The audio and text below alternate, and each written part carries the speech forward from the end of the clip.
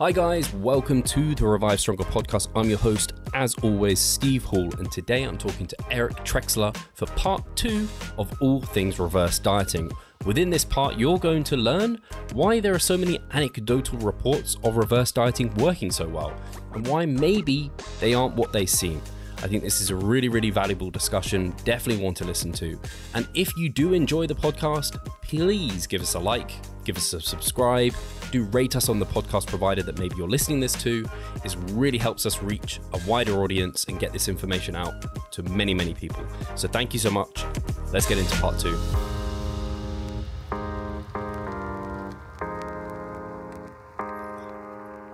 There's a lot that you said there, and it was very good. I had so many thoughts. Probably just rambled for like 20 minutes, but no, yeah. It was really good and well explained. I had lots of different thoughts that were kind of shooting through my head, but the one that is immediately coming to me was in terms of, you mentioned like that 1 day of fasting, you can already see it in that thrifty individual. Are there any markers as an individual or as a coach you could look at to see that? For example, I have like clients go through a mini cut, and I have one right now, and his resting heart rate like immediately dropped like 5 beats. And is that something? Could you look at something like a resting heart rate? Could that be predictive of whether or not they're thrifty or spendthrift? You know, that's a very useful question. That's a very interesting question, but it's not one that I have an answer to. Yeah, it's an interesting concept, and I would speculate very carefully that there might be something to it. You know, so if we look at some of these easy indicators of downregulated energy expenditure, maybe if you wanted to kind of separate the signal from the noise, maybe you do like a short-term underfeeding period, you know, like a mini cut, which tends to be usually a pretty aggressive dieting phase, like pretty big deficit. Maybe you do look at over that time, like let's take a look at something like resting heart rate, because, you know, we've seen, I mean, Steve, you've seen the case studies in bodybuilders. Look at their resting heart rate into the 30s. I think I've seen some data points into the 20s. So yeah, like it does seem to be a marker of general downregulation of metabolic activity. So that could be kind of a proxy or a marker that might be effective, but I can't say that I've seen anything related to that in the research. So but there could be something there. It's interesting to me because I guess a lot of the coaches listening, myself included, when I take someone also through that kind of mini cut scenario, it's like steps are staying high. So we're trying to kind of counter that neat, like in terms of like the spendthrift and thrifty, I don't know what are the phenotypes that we're looking at. Is that like neat, or is it, are there other things like I said, like that downregulation, just resting heart rates, you're just generally burning less calories? Is there ways we can see that or kind of counter and fight against it? Yeah. So the metabolic phenotype research, the way that people are categorized into these phenotypes is it differs from study to study, right? So some people will say, let's just look at your total daily energy expenditure, right? That's a straightforward way to do it. Others will say, well, let's look at the resting energy expenditure component, because that's the one that is least malleable due to, like, you know, day-to-day activity. So let's look at that and just assume that it's generally going to correlate with total daily energy expenditure. So let's look at the gap from your predicted to your measured resting energy expenditure. In some cases, I've seen research that they'll even look at a longer time scale and say, well, you know, let's go through all the equations of what was your true energy intake, and, you know, let's get some objective measures of expenditure. Let's look at changes in stored fat mass and stored lean tissue. Let's calculate the implied energy deficit associated with that. So they'll even look at longer time scales and say, well, when we put all the pieces of the puzzle together here, we can see that it very much looks like you had an adaptive drop, you know, in energy expenditure based on these longer term outcomes. So the way it's quantified varies from study to study, but generally speaking, you know, they all kind of move in the same direction, which is that, you know, resting energy expenditure and these non-resting elements, there seem to be these phenotypes where people broadly implement conservation mechanisms or they don't. And that's a spectrum. So I know I just framed it as a dichotomy, but people either have a lot of conservation or very little. And the way that people go about quantifying that differs from study to study. But I've not seen anything that would really allow someone in a coaching perspective to use a quick proxy and say, oh, cool. Yeah, I did a 1 day or 1 week little thing, a diagnostic test, so to speak. And now I know that you're a spendthrift. So I'm going to put you into that spendthrift kind of category so that we can move forward accordingly. Yeah. Usually it's going to be something that develops over time. But another thing that's important to remember, while it is a fascinating question and a useful question that can get us somewhere quicker, you'll figure it out, right? Like, you're working with a client and, whether they're, thrifty, spendthrift, somewhere in between, 25% this way, 25% that way.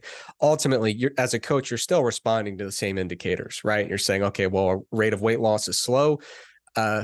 Looks like you're thrifty because we got to reduce calories again, or we need to add 3 or 4 weeks to the timeline here. So I do think it'd be valuable to be able to do kind of a quick little screening mechanism like that. But I can't tell you based on the research that one currently exists that has evidence. Yeah, I think that and the point you ended on is exactly where my mind was going. I was trying to think of a comparison. I was like, as people think about high or low training volume, and it's like, well, it's all relative to the individual, and you just kind of auto-regulate based off what's providing you results in real time. So 15 sets for one person's quads is high volume, but maybe for another person, that's like their baseline level to just start getting a response. It's like you just have to adapt to the scenario you're in. This person's got way more recoverability than you, and they get way less fatigued or what have you. But ultimately, you just have to use the inputs and outputs, and it doesn't really matter. Like, oh, it's interesting that maybe you're spendthrift or thrifty, or you need higher than average levels of volume or lower levels, but to get the result, you still got to do the thing. So it doesn't really change anything. Yeah. And then, so I don't know if it's a good point to move on to, I guess we could move on to kind of what should we do was the question you had in here in terms of kind of diet breaks, refeeds, and you also had like not making it worse was another one you moved on to. So I think that might be helpful to kind of help people navigate this a little bit. Yeah. Yeah. So, with my content, the overarching goal is not to nitpick, it's to be helpful, right? Like that is theoretically the driving force behind it. And so whenever I write an article like this, it's like, okay, I have weakened confidence in something that was proposed as a solution. And it was a very appealing solution because it's a problem that's very difficult when you face it. This idea of really struggling with weight loss and feeling, like you're really stuck in terms of your energy expenditure. So I wanted to talk about things that do work, things that might make sense. There is evidence when we look at, the metabolic adaptation literature, when we look at the diet break literature, there's evidence that real physiological changes happen when we go from negative energy balance to neutral or slightly positive, right? Getting out of an energy deficit changes things, and that can be leveraged, right? So what I hope people get from this is that this is actually good news that reverse dieting lacks evidence, because it makes our life a lot easier. One of the things that is stressful about reverse dieting is it's often done so slowly that the margin for error is zero, right? If your intervention is to increase your carbs by 10 grams a day, there is no room for error. And if you believe that intervention is physiologically important, then being off by 10 grams of carbs on any given day is a physiologically important error, which is not true. And also not a fun way to diet, man. Like that's tough. So I think it's good news that reverse dieting doesn't work, because you don't have to actually like go in and fix metabolism, and you don't have to diet with that razor thin margin of error. But simply, if you're in a situation where you're thinking, maybe reverse dieting would have been a good move for me, my argument is that simply doing a maintenance phase is likely to accomplish everything that reverse dieting would have, while being much easier and much less stressful. Because if you're doing a maintenance phase and you go 100 calories lower than you planned on Monday, on Tuesday, you can just go like a little bit higher and you're fine.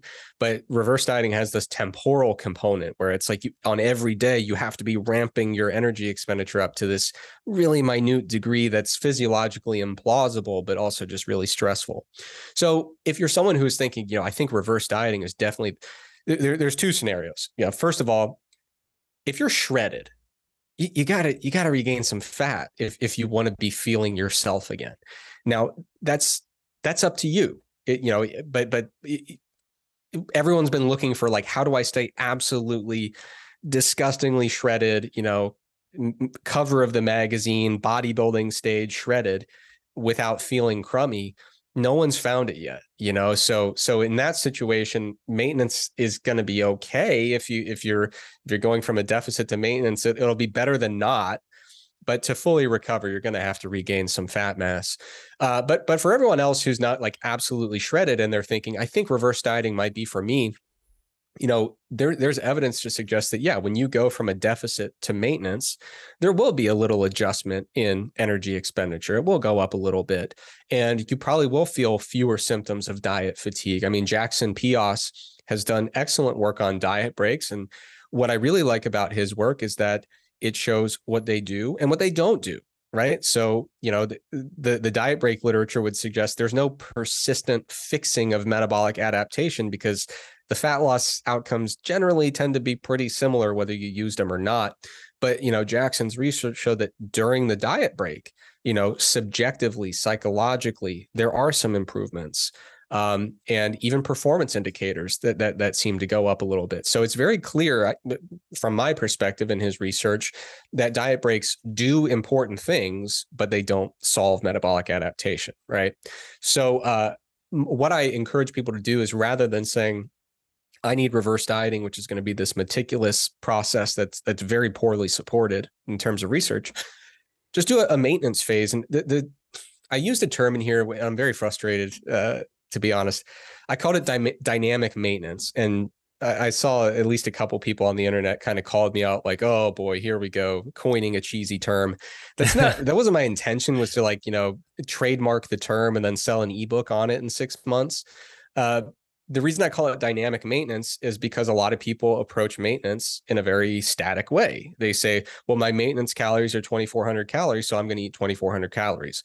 I say dynamic maintenance because you might find that simply going from negative to neutral energy balance increases your resting energy expenditure a little bit. Maybe you have a small increase in non-exercise activity thermogenesis. And this is not because you're making it happen with reverse dieting. You're not forcing your metabolism into this state. That is simply a thing that occurs when we go from negative to neutral energy balance. And if we go from neutral to 10 carbs more than neutral energy balance, we're not moving the needle at all, right? So one of the arguments I make in my article is that the reverse dieting, the actual intervention, the strategy, it's basically just along for the ride, right? It's like any little tiny tweak you make in your training program. It's not really going to be forcing drastic changes from Monday to Thursday, right? So what I would encourage people to do is do maintenance, but do it dynamically. And what I mean by that is, if you go to maintenance and then you notice, oh, body weight is actually unexpectedly drifting down a little bit, then you would increase your calories a little bit to just stay weight neutral. And that's what I mean by that dynamic maintenance. And to be clear, you're going to have to be watching like a hawk for a long period of time to notice, oh, body weight actually is drifting down a little bit. But generally speaking, when I look at this kind of approach to a maintenance phase, based on the evidence, it seems to provide everything that a reverse dieting actually provides, without making any really exciting overhyped claims and without being nearly as difficult or stressful in terms of the margin of error. Yeah, that makes a ton of sense. And I'm frustrated that you're frustrated at that term. People have kind of had a go at you for it, because I thought I was like, yeah, dynamic maintenance, it makes complete sense. Like, you're trying to like chase and keep with that level, and then you'll probably find you just kind of plateau unless you have a complete lifestyle change. You become a builder or something, and you are sitting at a desk all day. So the reason I say it, I mean, to be totally clear, it's like that's just baked into the way I view it. Because like, we have our diet app called Macro Factor, and there's a running expenditure estimate, and I interact with our users, I see that thing going, it's not like it just you find your energy expenditure and it's flat, right? It changes over time due to lifestyle factors, due to physiological factors. And so yeah, our when someone in our app goes to maintenance, it is a dynamically adjusted maintenance phase. And the reason I say dynamic versus static is because we do have settings within the app where if you say, hey, things are going to be kind of weird, don't do any crazy updates to my expenditure. They're not very representative of what's really going on. You can switch over to a static phase where you just tell the app, just assume that my daily energy expenditure is what it normally is, right? So that's why I have the static versus dynamic terminology in my head, is because the app is how my brain views all this stuff. And so then the logic in the app kind of reflects the internal logic of how I perceive it, So yeah, it was very frustrating because with that article, like I said, some people were like, oh boy, here we go with another, fad fitness term. And I'm like, then just don't use the term, just say maintenance. It's fine. And then someone else is like, oh, he's just writing this article to sell his diet app. And I'm like, dude, there's easier ways to sell a product than a 60-page article with a whole section about me basically saying, by the way, you can use all this information. You don't have to buy the app. Like the app uses it, but you don't need it. Right. So those are the two things where with the feedback on the article, I was like, come on. And then the third one was like I mentioned earlier, some people that really didn't want to interact with the content at all, but wanted to cast doubt on it. Like it was kind of a strategic thing, like, right. Ooh, I'm not going to dive into the actual substantive claims. They would just say, some people go to maintenance and then reverse diet. And I'm like, that doesn't actually rebut like any meaningful claim in the article. That just like influences like figure 11 or whatever. Like, oh yeah, move some of those bars. But yeah, so generally speaking though, the feedback has been really, really receptive. Yeah. Right. I think it should be. And like I said, I like the term. I think it makes complete sense. I mean, it is dynamic maintenance. Like maintenance isn't like a well, I guess you could argue maintenance is maintenance, right? But it's static and body weight, but dynamic in expenditure and intake. Yeah. And so I guess some people, when they go through this kind of maintenance period, and I've coached people through it, or even just a diet break, they expect to see weight gain sometimes because of more food and more carbohydrates coming in. Some people don't see that. Sometimes some people see a drop off. But is that something you kind of would tell people to expect? Because I guess that's some worries people see as like, oh, I increase my food and then my scale weight really jumps up. And in my experience, normally it jumps up for a lot of people. It jumps up maybe a percentage of body weight or two, and then it kind of stabilizes after that period of time. Is that something you would say people should expect and not like freak out because it's an expected kind of outcome from extra carbohydrates, food, and water retention from glycogen storage and things like this? Yeah, it really depends, right? So if you're someone who's in a very modest energy deficit, then you probably shouldn't expect a massive change in food intake, just the raw bulk content of food. And you shouldn't experience or expect a massive shift in glycogen dynamics because you weren't in like a massive deficit to begin with, right? So that's one complicating factor, is how big was your deficit. Another complicating factor that, Steve, you'll know this being in the bodybuilding world, I'm sure you've seen this a million times. Sometimes when people are really stressed during a bodybuilding prep and they're doing a ton of cardio and a ton of weight training, and their blood is like 30% cortisol at that level, sometimes you will see that people do a diet break or a series of refeeds and their body weight drops because they'll do a diet break with a deload, and there's this reduction in just general stress that they'll notice, oh, I actually was retaining fluid prior to this transition, right? This diet break or this deload. I remember one time in a bodybuilding prep, I was coaching myself, and I mean, I was doing the right things and body weight wasn't budging, and I was running out of time, and I was like, I know I'm doing the right things, so I'm going to stick with it. But the next time I had a deload, I lost 6 weeks worth of weight over Wow. like, at that point I was crawling to the finish line, Sure. like it was late in prep, but like every time I would make a change, I'd say, oh, I should lose this tiny amount this week. And I didn't.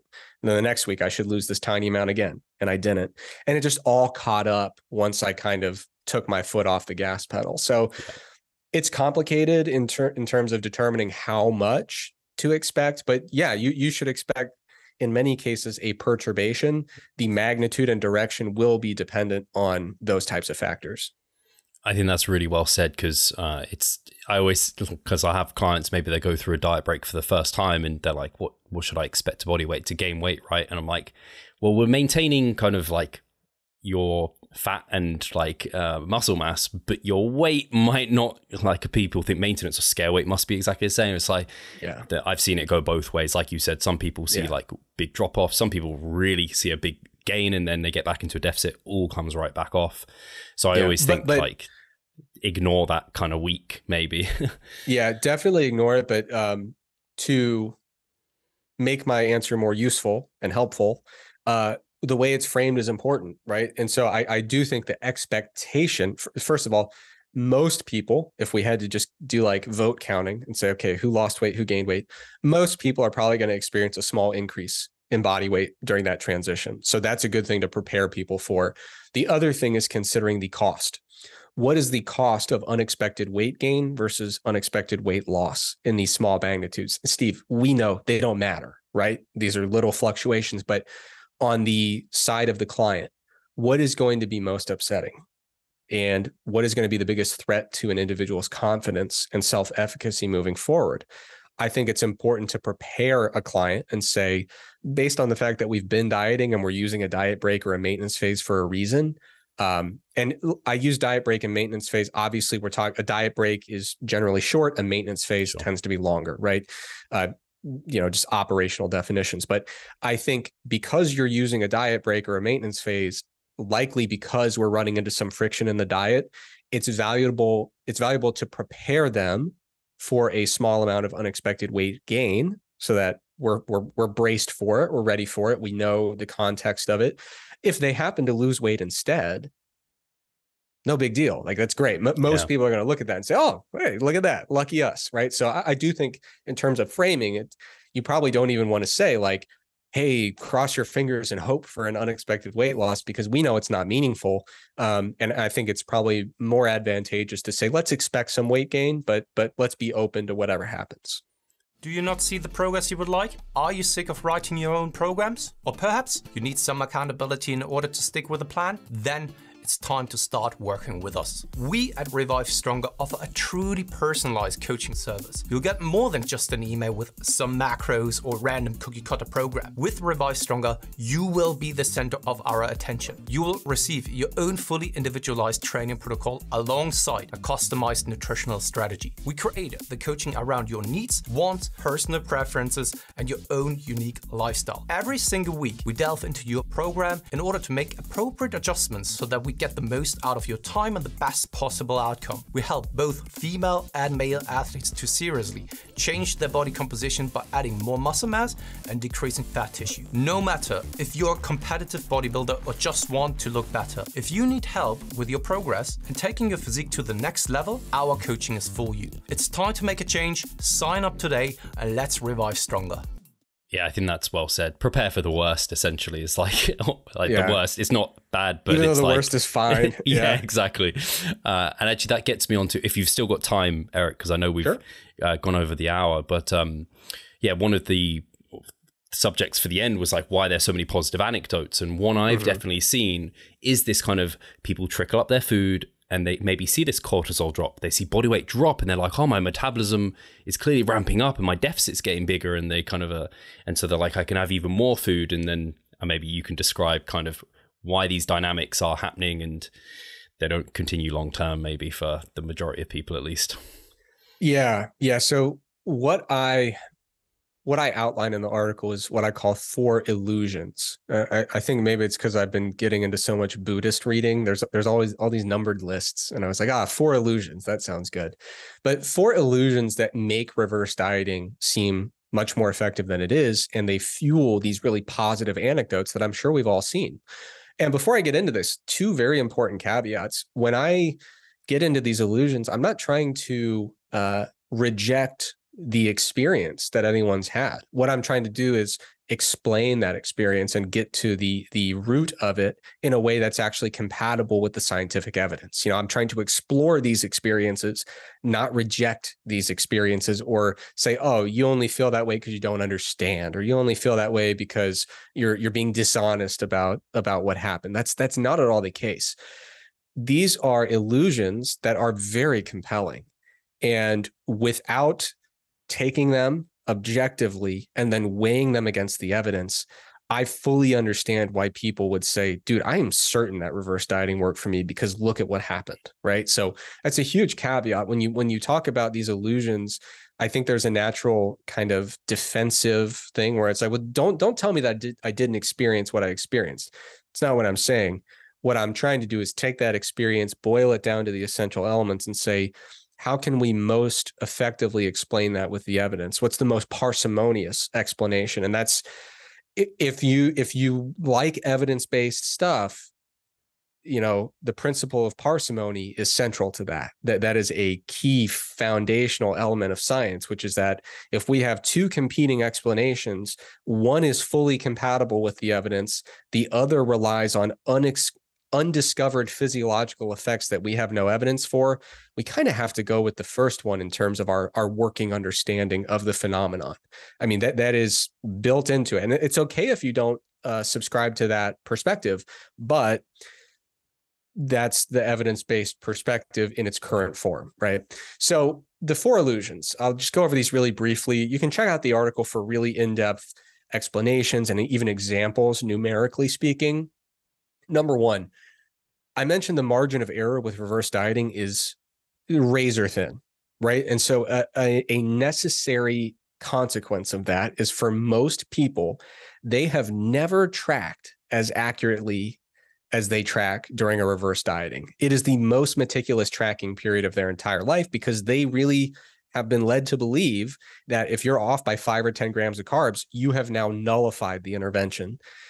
Which again is not physiologically plausible, nor is it practically plausible based on, on a day-to-day basis, based on, tracking error and, labeling error and things like that. But there have been studies where they get with these people who it's kind of the target market for who reverse dieting is marketed toward. People who say, man, I'm maintaining on super low calories. I have a history of really struggling with weight loss. There have been studies that actively recruit that population and observe their intake, their physical activity. And the research indicates those individuals in many cases will overreport their physical activity by about 50% and underreport their energy intake by about 50%. And when you account for the over and under reporting metabolically, they are right where we would predict. I mean, right where we would predict.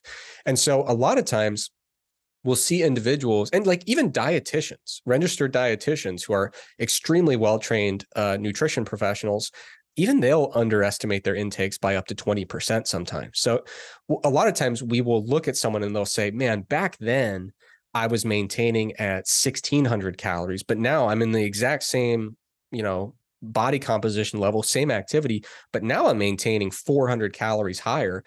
In many cases, what we're seeing there is a 400 calorie gap between relatively loose tracking and extremely precise tracking. And the extremely precise tracking is a necessary element of reverse dieting. So sometimes we're just seeing a mismatch between I forgot about 400 calories in the past, but now I'm tracking all 400 of them.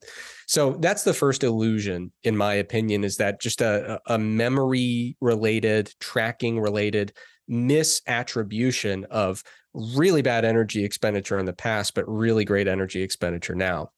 The second one is that, the way I put it is that an individual's maintenance calorie target, we can view that as a bit of a range of targets, just because of the challenging nature of understanding when we are truly explicitly exactly at maintenance.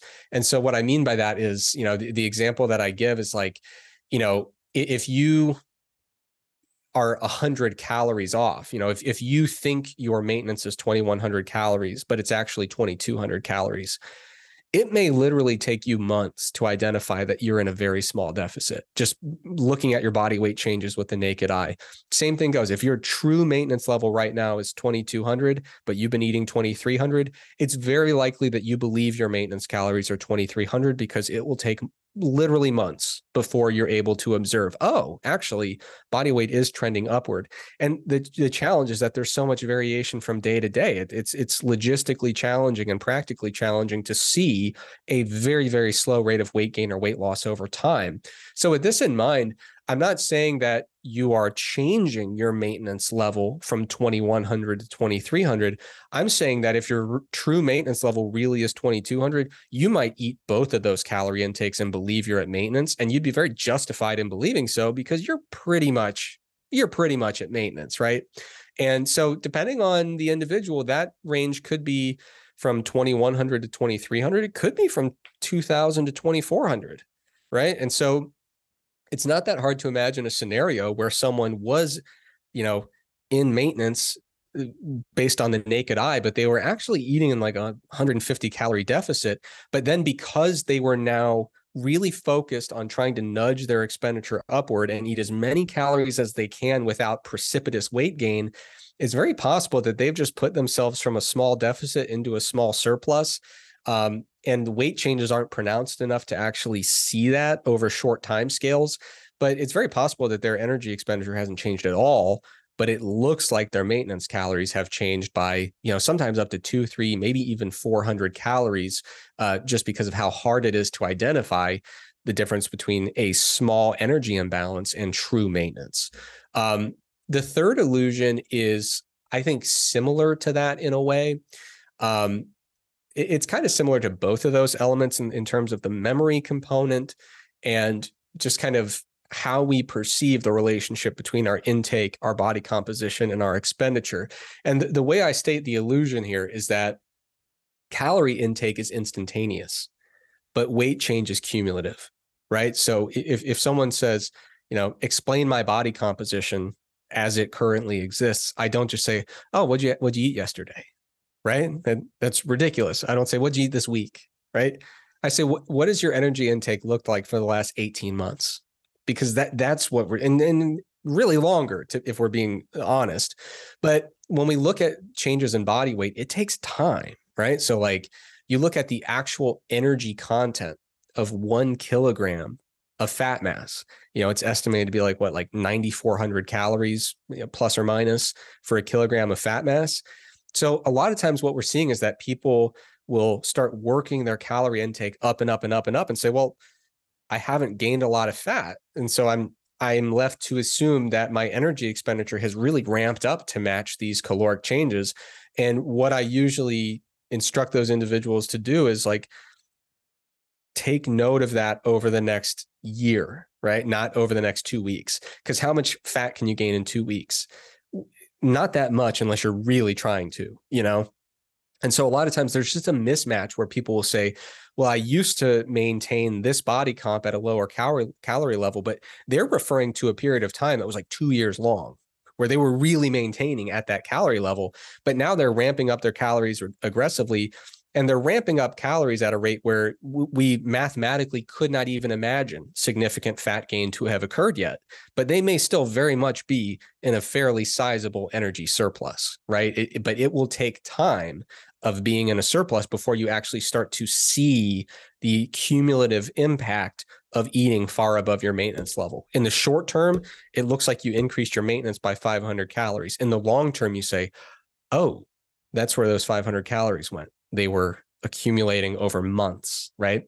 So that's the third illusion. And then the fourth illusion, I borrowed a concept from my arch nemesis, Eric Helms, categorically the inferior Eric in the evidence-based fitness space. But what I was getting at here, so they had a really great paper, Eric Helms, Brian Miner. I don't remember if there were others on the paper. I apologize if I'm leaving anyone out there. But they talked a little bit about progressive overload. And the way they framed it is, we're not going in every week, and just because we added 5 pounds, where that little tiny programming change made a world of difference to what you can do next week. Like what they're saying in their paper about progressive overload is that we are, broadly speaking, able to continue increasing the load on the bar or increasing volume or whatever the case is, because we have been maintaining a sufficient stimulus to get stronger. So it's not that these very, very minute programming changes are forcing strength where it would have otherwise not been realized.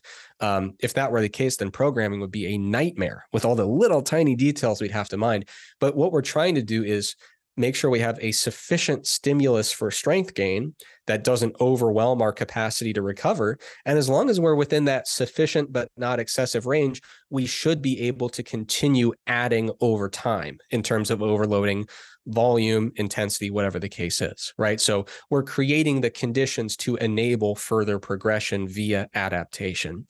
And what I argue is that that's largely what's happening, and that reverse dieting, even in cases where it appears to be working, is not causing the outcome, but is actually the effect of the outcome. The actual cause there is going from negative energy balance to neutral energy balance. So like I said, there's no question, based on the evidence, is very, very clear. Going from negative energy balance to neutral energy balance has physiological ramifications that may indeed lead to increases in energy expenditure. But what I'm arguing is that, when you go from energy balance to like, what if I added 5 grams of fat? That's not physiologically doing really anything at all, right? It's just going from negative to neutral energy balance. That may facilitate increases in energy expenditure such that you find over time, okay, I went from a deficit to maintenance, and then my energy expenditure actually started creeping up a little bit because of that transition to maintenance. And now I find I can actually add in a little bit of calories and still truly be at maintenance. Like this is that dynamic maintenance concept, is that, okay, I initially jumped to maintenance and then energy expenditure kind of revved up a little bit because of that. And now for me to actually be at my true maintenance, I do need to add in, 10, 15 grams of carbs, because I'm noticing over time a little bit of a reduction in energy expenditure, or a little bit of a reduction in body weight, right? And so what we're doing there, it's switching cause and effect. With reverse dieting, the theory is that you are adding these little tiny amounts of calories and they are stimulating this robust response where energy expenditure for some reason is ramping up instead of weight gain, even though we know that weight gain occurs slowly. I mean, if you look at weight trends in the population over time, it's not because the general population is doing overly aggressive 12-week bulking phases. It's because they have a very slight energy mismatch for a very long time. And we see slow weight gain over time in most cases when we look at longitudinal data. There's no reason to believe that if you just go into a slight positive energy deficit or energy balance, that for some reason your body's going to say, you know what, we're just not going to gain any fat. We refuse to. That's just not how we respond to overfeeding. I mean, mathematically, physiologically, it just doesn't make a lot of sense. So what I argue is we need to flip cause and effect. The cause is not that we're, increasing 10 grams of carbs and that is ramping up energy expenditure. That's not how it works. I suggest we invert that by going from neutral or from negative to neutral energy balance. We might notice that as a result of that, body weight or energy expenditure does tend to trend up over time. And then we are increasing calories to simply keep up with that effect. And we might find that we have to make a couple of those adjustments, a few of those adjustments where we start to say, yeah, I'm still getting some of that little gradual increase in energy expenditure just because I'm not in that big deficit anymore. And as that keeps occurring, I can make these small incremental increases in my calorie targets. I can add 10 grams of carbs here, 5 grams of fat there. Now, that perspective is much more in line with the evidence across many areas of the literature than the idea that for some reason in a weight-reduced state, if we just overfeed slowly, we're not going to regain fat. That, to my knowledge, it's never been observed, and the opposite has been observed on many times. So a lot of people will hear that argument and they'll say, Eric, you are reaching really hard here. Like this is the most petty semantic driven argument I've ever heard. Did you really need to write 60 pages on this crap? I understand that perspective, but again, I think it's important to understand the ramifications of properly attributing cause and effect here. If you believe that a 5 gram or 10 gram day-to-day fluctuation in carbs is meaningfully influencing your ability to successfully diet in the future, that sucks. That is not a fun way to approach a diet. The margin of error is 0. That's very rigid cognitive restraint in terms of what it's reinforcing. It's a stressful experience. And more importantly, it's not backed by evidence. The inverse of that is a much more palatable reality, which is compatible with the evidence, which is that, hey, you're experiencing some adaptations because you've been in a deficit for a while. Why don't you get to maintenance? And then if you need to increase calories every so often to stay in maintenance, go ahead and do it. That'll be great. And, you know, that psychologically is a completely different intervention. And it frees the dieter from the burden of needing to strategically and actively fix and manipulate their total daily energy expenditure via speculative interventions without an evidentiary basis. That's a stressful way to live. It's saying, I am single-handedly responsible for managing my physiology down to the level of like 5 gram carbohydrate increments on a day-to-day basis. Because, you know, what happens with reverse dieting, if you're unable to maintain that unsustainable level of precision, you fail. And that's not setting anyone up for success in the future. So there's a very realistic threat of failing in the short term. And then imagine your disappointment, Steve, when you do this reverse dieting. It seems to be working for a while. You believe that you put in all this work, all this meticulous effort to build up your energy expenditure and to stoke your metabolic furnace and build up your metabolic capacity. And you have a thrifty phenotype. And the second you start your next diet, it tanks. That's not good, man. That's not good. Yeah. To really believe that every little tiny detail of that intervention mattered and was important and was a pain in the ass to do, and then it disappears in 2 days. That's not good. And it's also just not supported by the evidence. So I'm not trying to say like, hey, let's ignore the evidence and just psychologically make this more palatable. I'm saying what we're doing is with this concept of reverse dieting is ignoring the evidence and making it psychologically less palatable. Losing weight fast while maintaining muscle mass. Sounds too good to be true, doesn't it? It isn't though. It's reality and we know how to do it. And we will help you achieve this. The Minicut Movement is an 8-week fat loss program to make you lose a huge chunk of fat while maintaining muscle mass at the same time. We will support you from the beginning to the end so that you see the results you would like to and come out of it much stronger. You'll receive a fully automated spreadsheet that is based on your nutritional needs. You can choose between 6 different male and female training templates. Over 30 videos will guide you through each and every single step of the Minicut so that you're getting the most out of your journey and that you always know what to do. But the best thing is that you can start whenever you want. The Minicut Movement is open 24/7. So if you want to learn more or you're ready to sign up, hit the link in the description below. So let's revive stronger together. And the scenario you describe of that person that they already think they're broken, so they do the thing to unbreak themselves supposedly, and then they go again and they're like, I'm permanently broken. Like I can't diet, I can't be better. Whereas you're like, we've got a solution here. You are not broken. There's plausible reasons for all of this. And there's kind of, you don't need to be stressed about something that you're clearly super stressed about. And they're just, I mean, it would put them in that permanent, just like yo-yo diet. They'd look for the next kind of fad that maybe provides this magic solution. And that's a lot of what this kind of almost sounds like. I know for myself, when I first came across refeeds, I was like, I have to do a refeed in a diet because it's, at the time, I think it was like seen as a bit of a magical, like it leads to fat loss. It's like, why would eating at maintenance for a day, which is taking me out of a deficit, lead to more fat loss than being in a deficit for a whole week? And like, why would that? Like, it wouldn't, because we thought maybe more was going on than what we seem to know now. And I think it's similar to this, where people really hope that there's some like magic and we can kind of trick the body. It's like, I mean, you're plainly putting in sight that we can't, but it's a good thing, really. Yeah. I mean, and it's one thing to try an intervention that isn't effective and say, whatever, that's fine. Like, so for example, let's say that, you thought refeeds would do more than they really do. You did them during a prep. Are you really that worse off for it? Probably not. You probably enjoyed the refeed and you ended up in the same place anyway. All good, right? No big deal. But I think we have to be extra cautious for an intervention like this that is very tedious and challenging and kind of stressful for a lot of people, but one that is also kind of framed as like a last resort. Like, okay, I know you've had struggles with weight maintenance and weight loss and all this stuff. Here is kind of the last stone to turn over in order to fix all this. And then when that, in my opinion, based on the evidence, inevitably leads to falling short of a lot of those promises and claims, that can be a really devastating experience that leads to a tremendous amount of motivational collapse, to borrow on a psychological term.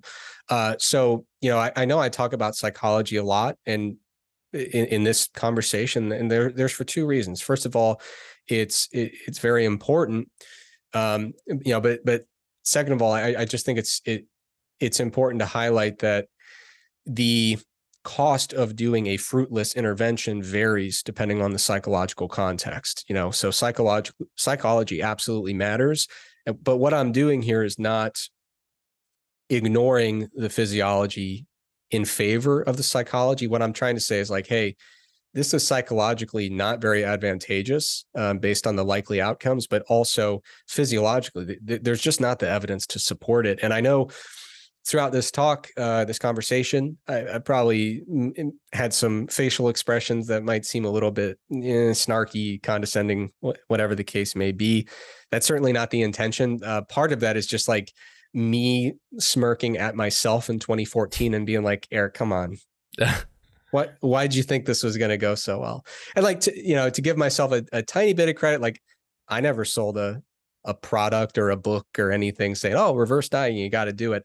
But I do think looking back at it, part of the reason I smile is because I'm like, oh, Eric, your optimism, even if you didn't go all in on it, after looking at some of the newest evidence, it's just like, yeah, I should have seen these illusions earlier and I just didn't. And there's nothing wrong with that. Like this is new evidence that's coming out. So if you're listening or watching this episode and you're kind of bristling at me being a smart ass the whole time, please understand that to have been convinced by any of these illusions is not something that anyone should ever feel bad about because they are very damn convincing. But thanks to some really good research that's come out over the last few years, I think we are now in a position to really rigorously contextualize those observations and clarify those illusions.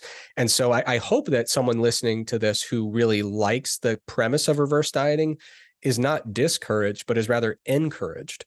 Because what I'm saying is all of the things that reverse dieting can actually do are attainable in a much easier way. And that is by strategically implementing maintenance phases that are dynamic in nature, such that you're simply keeping up with what your true maintenance level is. And I guess for the very lean competitor, it's a case of that kind of recovery diet phase where we're getting that body fat back on, and then potentially a maintenance if they want to support that kind of period of time. Or probably a lot of competitors just get into like a smaller surplus and go from there. And it's fun with the chicken before the egg type of scenario and the progressive overload. Like it's not the extra load that led to that adaptation, it's all the like stuff you've been doing before it.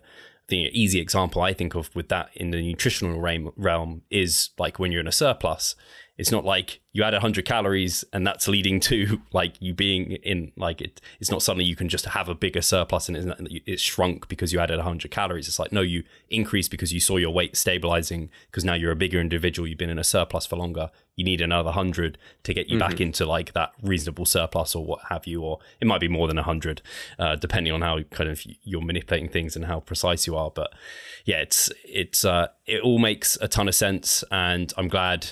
I think it's helping a lot of people out because I know I was thankful to have got into more bodybuilding coaching and doing this when it had already kind of been a little bit debunked, not as kind of wholesome, holistically as what you've done here. But I know from like the 3DMJ guys, I think they had a lot of clients. They tried to kind of do this meticulous reverse diet and it's just falling on its face quite regularly. And so, I mean, it's Yeah. very similar. I'd actually never heard that in the Minnesota starvation study. And like you said, a lot of people talk about it on the way down, not the recovery side. But back then we even saw that like these guys are just not doing well when they're trying to maintain such low levels of body fat. I was going to say, it's a really beautiful thing when research and application really do combine and marry up very cohesively. And basically, you know, talking to Helms on behalf of the 3DMJ guys, they basically just found exactly what the Minnesota starvation experiment found, which is that reverse dieting, very difficult in that context, very unpleasant. Everyone hates it, and recovery is delayed in a very major way. And so, yeah, it's sometimes we have to wrestle with these differences between anecdote and research, but when they're so cohesively combined like that, it can be very refreshing. Yeah.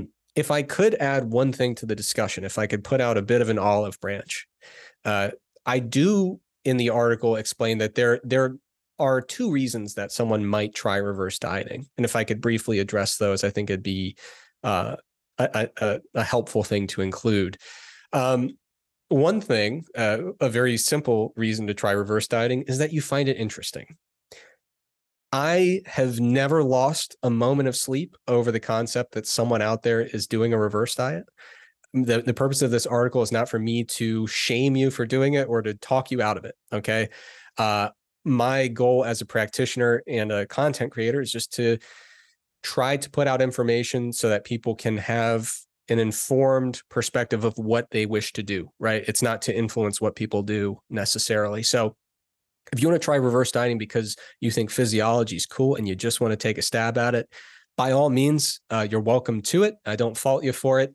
I don't expect that it will live up to any of the claims that are promoted, but by all means, you know, if you know the cost going into it and you have a reasonable level of expectation, you know, no harm in that. The other area where I think it might make sense is sometimes, Steve, you know, if you ever work with general population folks, sometimes you'll help somebody with a weight loss phase and they get to the end of it and they say, I'm very happy with where we're at. I'd like to maintain this essentially in perpetuity in the long term. And so sometimes you'll find someone who's very averse to regaining any of the weight that was lost. They want to get to maintenance. They would prefer to make sure that they're not underestimating their maintenance by 100 or 200 calories per day. Because like I said, sometimes we do that and we think we're at maintenance, but we're actually in just the very slightest deficit. For an individual like that who has no idea after the diet what their maintenance calories should be, like if they haven't crunched the numbers of, okay, if I'm losing this much per week and I do some energy, you know, what's the energy cost of fat loss? What's the energy cost of lean mass? You know, if people aren't doing those meticulous calculations, they won't know exactly where their energy expenditure ought to be at the end of that. And even if they did, it might change a tiny bit as they go from negative to neutral energy balance. I do think there is one application, you know, on our podcast, we've talked a little bit about how you only do a dreamer bulk one time. You know, everyone's done it. You gain like 60 pounds and you say, okay, now I've got a bunch of muscle and a whole bunch of other stuff. And now you go into kind of the more steady state bodybuilding, bulk and cut kind of cycle. I think reverse dieting makes a lot more sense when you view it as more of like a one-time thing for someone who doesn't know at the end of their diet where they got down to where they want to be. They don't know where their maintenance is supposed to be. You could use this kind of approach to just say, hey, let's kind of tiptoe our way back and try to find a maintenance calorie level that works for us. Is it going to make their maintenance, long-term maintenance, you know, meaningfully more successful? No, there's no reason to suggest that. Like, it's not going to set them, they don't need to do this to avoid weight regain in the future. Is it going to make their next weight loss phase easier? There's no reason to believe that. No, it's not necessary, but it is, if you are very nervous about assuming what your maintenance calories ought to be at this new body weight that you want to maintain essentially forever in perpetuity, I do think it can sometimes make sense to say, okay, well, we've got all the time in the world. It's not like we're missing out on bulking time. You know, I'd really like to avoid regaining fat. I'm not experiencing any symptoms of relative energy deficiency. I'm not like, you know, it's not like I have like low libido, low energy, menstrual cycle disruption. So maybe I'll just take my time and just ease back into maintenance. And if I happen to lose a little more weight in the process, no big deal. I think that's a very reasonable approach to using this concept of the slow slow increases in targets. But that's such a unique situation where you're at the end of a diet, you want to maintain it essentially in perpetuity. You have no symptoms of relative energy deficiency. You have no ambitions of a really aggressive bulking phase coming up. It's one of the few like niche scenarios where you would say, okay, looking at that, I'm not sure that we've necessarily lost anything in the process, and if it makes someone feel a little bit better that they don't take a leap of faith and add immediately, 400 calories to their diet, by all means, I think that makes sense. That's actually one scenario I have used it just recently, similar to that. Essentially, he'd kind of finished his fat loss phase, but then he booked in a holiday like a month away, and he was like, I could do with getting a bit leaner, but I'm not really fussed, and I just don't want to really gain any weight, and I want to kind of maintain this lean look. So we just let's creep your food up like towards maintenance, towards the holiday, so you're kind of feeling good and for the trip, and still looking nice and lean. So I think that's like a nice application for sure. And along those lines, sorry to cut you off. With my brain, if I don't say it, I'll lose it. Same for me. I just lose everything.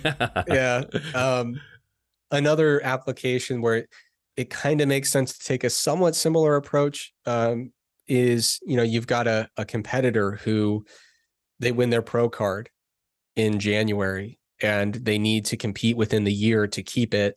And there's a show in 3 months and they're like, well, I don't want to do another prep like this year, right? So can we just kind of tread water and just get to that next show? Or you have a client who's doing 2 bodybuilding shows and they're 4 months apart or 3 months apart, and you just need to bridge that gap, right?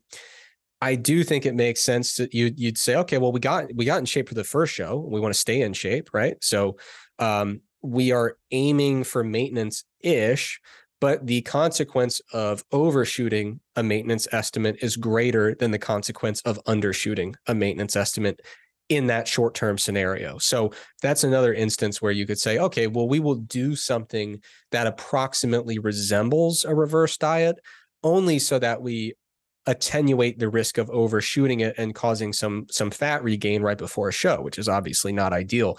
But the important thing is when you look at these applications we've just talked about of reverse dieting, there's almost no interesting or exciting claim involved with it. There's no physiology. It's purely a matter of being practical, logistics, and just saying, okay, well, what's the cost of this versus that? But revving up metabolism, making the next diet easier, all that stuff is off the table. Yeah, and it's actually something I was referring to right at the start, where there might be an application for it, and that was this. And there's a few bodybuilding coaches. I think Eric Helms likes to use it. I know Cliff Wilson does, and it is that like number of week period. If you can get ready early, almost where you can just like slowly trickle up food. It's almost like a long peaking approach rather than trying to do it in a peak week. You do it in like a let's peak carb month. Let's carb up over 3 weeks instead of 2 days. Yeah, exactly. And yeah, it's like you said, it's those examples, or in the UK, we have qualifiers and then finals. So if you like qualify, you're almost peak physique or at peak physique. It's like, nice. Now we can like use that bridge towards the next. But yeah, like you said, there's nothing particularly magical or exciting about it. You can still peak pretty well without having to do it. But Eric, I won't keep blabbing. It's been fantastic talking to you here, and I think this will have some really good, solid, practical takeaways. A lot of the audience are kind of coaches to bodybuilders or bodybuilding competitors, and obviously anyone who's like, everyone listening is going through like cutting, massing phases. Maybe they want to go through an extended maintenance. So I think this is a really important topic to cover, and it will come out towards the end of also the bodybuilding season. So there'll probably be people thinking about it. So kind of make them look in. And so I think you did a great job of making people feel also heard, in that you're not trying to have a stab at them or a go at them. You're not trying to be like, haha, you're wrong, because you were in this position. If they were in the position of thinking it's something to do, you were there a number of years ago. And it's kind of like, well, actually, as a scientist, I've got to update my beliefs and thought process, and new evidence has come out and I can't support this anymore. So I can see why, because you were someone who instigated it maybe a little bit at the start, you feel quite strongly to kind of update people right now. So thank you so much for coming on. And I know like the Stronger by Science podcast, we've already talked about it, Macro Factor as well. I'll make sure those are linked below. So if people are interested in the app Macro Factor or Stronger by Science podcast, definitely check it out. I'll also link the article. Is there anything else I've missed there that people should know about? I'll link your Instagram too. Yeah, no, that's it. I really appreciate the opportunity. It's always great to chat, always great to catch up. And ultimately, hopefully this is useful or helpful to some number of people. And Absolutely. Like I said, many times, and you reiterated, not taking a jab at anybody, just trying to update and basically say, ooh, I probably shouldn't have mentioned this in the peer-reviewed literature in 2014, but you kind of can't go backwards. So let's reassess the evidence and kind of move forward with an updated perspective on it. Fantastic. Guys, thank you so much for listening. Thank you once again, Eric, and we'll talk to you soon. Take care.